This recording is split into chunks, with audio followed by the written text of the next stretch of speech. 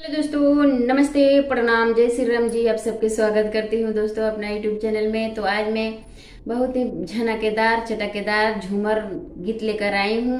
ब्याह शादी में गाया जाता है दोस्तों। तो आप लोग बने रहिएगा हमारे इस गीत को सुनने के लिए। अच्छा लगेगा तो छोटा सा प्यारा सा जरूर कमेंट करिएगा मेरे प्यारे भाइयों बहनों सखियों सहेलियों दीदी माताएं। और इस गीत को शुरू से लेकर अंत तक सुनिएगा। इतना ना ढेर सारा प्यार दीजिएगा कि मिलियन में व्यूज पहुंच जाए मेरे प्यारे भाइयों बहनों सखियों सहेलियों दीदी माताएं। तो मैं जा रही हूँ सुनाने। अच्छा लगेगा तो जरूर छोटा सा प्यारा सा कमेंट करिएगा और शुरू से लेकर अंत तक सुनिएगा इस हमारे गीत को। देहाती भोजपुरी झूमर नाच गीत है।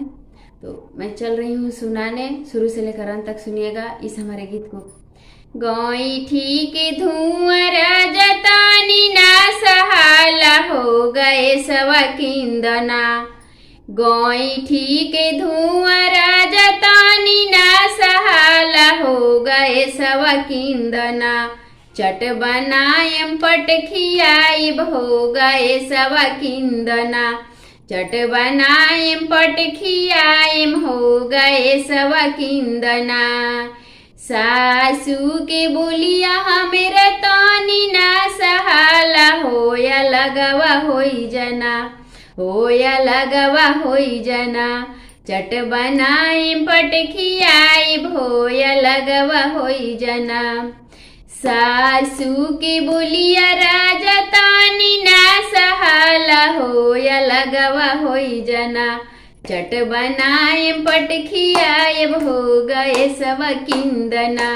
चट बनाए पट खियाए हो गए सवा किंदना। गोतिनी के बोलिया राजा तानी ना सहाला हो फरकवा होई जना।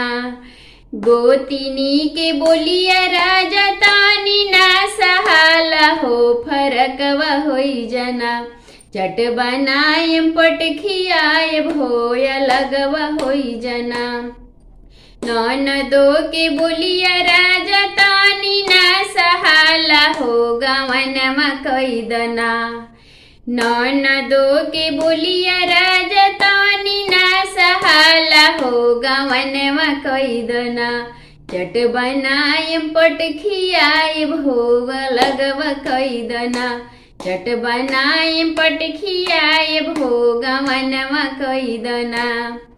गौठी के धुआं राजा तानी ना सहाला हो गए सवा किंदना।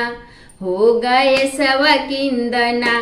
चट बनाए पट खियाए हो गए सवा किंदना। चट बनाए पट खियाए हो गए सवा किंदना। चट